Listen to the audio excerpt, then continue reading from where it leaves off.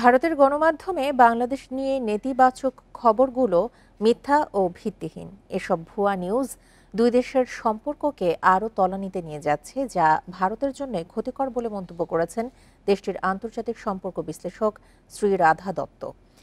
এদিকে মিথ্যা ও ভিত্তিহীন খবর দেয়ায় এই প্রবণতা বাংলাদেশের অভ্যন্তরীণ রাজনীতিতে দিল্লির স্পষ্ট প্রভাব ফুটে ওঠার ইঙ্গিত বলে মনে করেন বিশ্লেষকরা।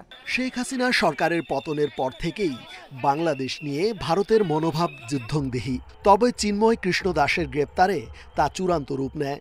আর আমার কাছে খবর আছে, ঢাকা থেকে ৩ লক্ষ হাতে টানা রিক্সা রওনা দিয়েছে কলকাতা দখল করার জন্য।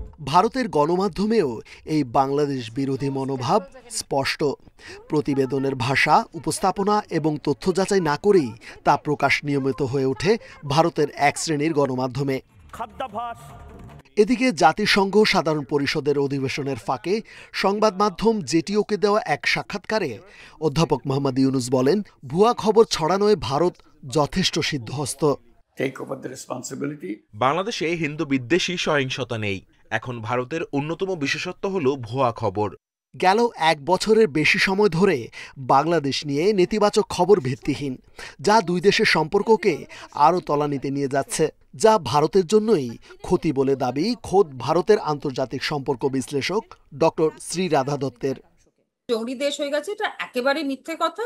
এটা একটা ভুল চিত্র প্রকাশ করেছে নানা মিডিয়া হাউস। কেন করেছে আমি সেটার কোনো এক্সপ্লেনেশন নেই। তারা বাংলাদেশকে ওরকম মানে যদি আমরা ওই চোখে দেখি তাহলে নিশ্চয়ই ভুল চোখে সেটা দেখা হচ্ছে। আর মানে ইনকারেক্ট রিডিং অফ আ নেবার তো আমাদের উল্টে আমাদের ক্ষতি হবে।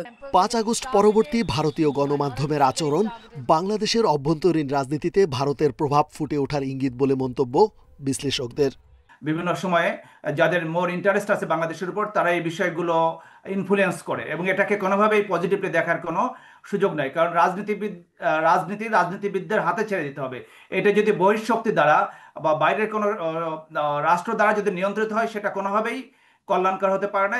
গত বছর থেকে ভারতীয় গণমাধ্যম সহ বিভিন্ন সামাজিক যোগাযোগ মাধ্যমের অ্যাকাউন্ট থেকে বাংলাদেশকে জড়িয়ে ভুয়া তথ্য প্রচারের হার বৃদ্ধির প্রমাণও পেয়েছে রিউমার স্ক্যানার। রেজওয়ানুল হক, ইন্ডিপেন্ডেন্ট নিউজ, ঢাকা।